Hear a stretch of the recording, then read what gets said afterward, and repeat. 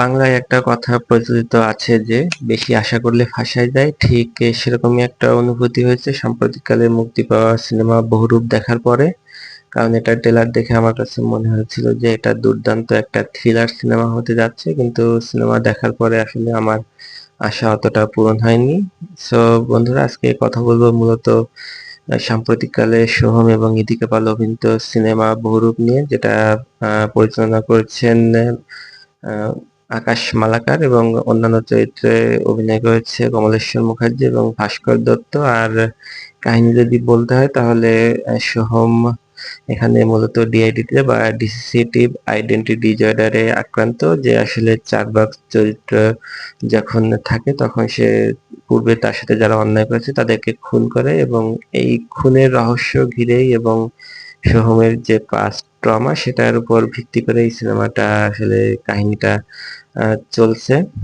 তো বাদ বাকি কাহিনী দেখতে হলে আপনারা সিনেমায় বা থিয়েটারে গিয়ে সিনেমাটা দেখতে হবে। আর সিনেমাটা কেমন লেগেছে আমার কাছে যদি বলতে হয় তাহলে সিনেমাটা মোটামুটি আমার কাছে ভালো লেগেছে। খুব যে ভালো লেগেছে সেটা না, আবার খুব যে খারাপ লেগেছে সেটা না।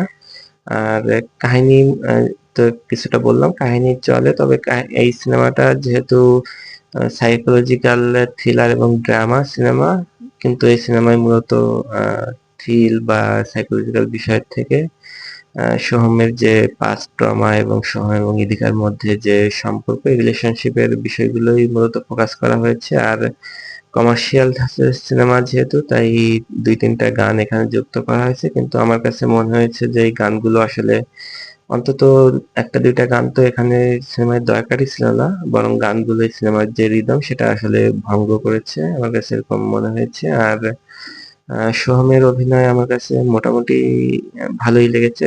বিশেষ করে তার অভিনয় কিছু কিছু ক্ষেত্রে দুর্দান্ত অভিনয় করেছে, আর দু এক জায়গায় অবশ্য আমার কাছে খারাপ লেগেছে, যেমন কিছু কিছু ক্ষেত্রে তার ডায়লগ ডেলিভারি অথবা এক্সপ্রেশনটা আরেকটু বেটার আশা করতেছিলাম, কিন্তু বেশিরভাগ ক্ষেত্রে সে দুর্দান্ত অভিনয় করেছে।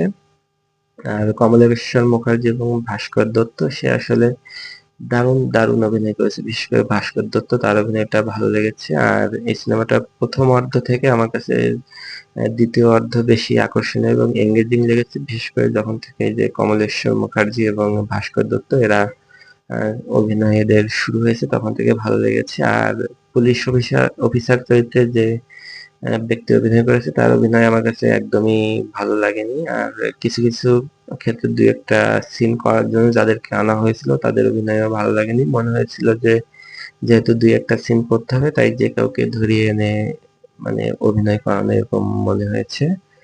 আর অভিনয় সবকিছু মিলিয়ে মোটামুটি ভালোই ছিল, কিন্তু থ্রিলার পার্টটা আমার কাছে অতটা জমেনি। আর থ্রিলারের মেইন বিষয় হলো টুইস্ট।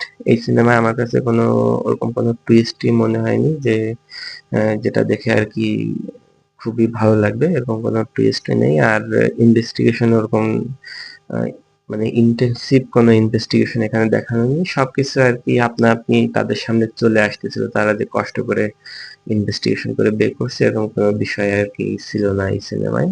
তাই থ্রিলার পার্টটা আমার কাছে অতটা জমেনি। আর ইমোশনাল পার্ট, যেটা ইমোশনাল পার্ট যথেষ্ট ভালো ছিল, এবং আশা করি যে যারা দর্শক তাদেরকে হৃদয়ে টাচ করতে পারবে ইমোশনাল সিনগুলো। আর ওভারঅল যদি বলতে হয় সিনেমাকে আমি 10-এর মধ্যে 6.5 দিব। আর বাদ বাকি সিনেমা আপনারা হলে গিয়ে দেখতে হবে, এবং সিনেমাটা কেমন লেগেছে আপনাদের সেটা আপনারা কমেন্টস করতে ভুলবেন না। আর আমার সাথে আপনাদের মিল নাই হতে পারে, এটাই স্বাভাবিক। আশা করি আপনাদের মতামত কমেন্টসে জানাবেন। ভালো থাকবেন।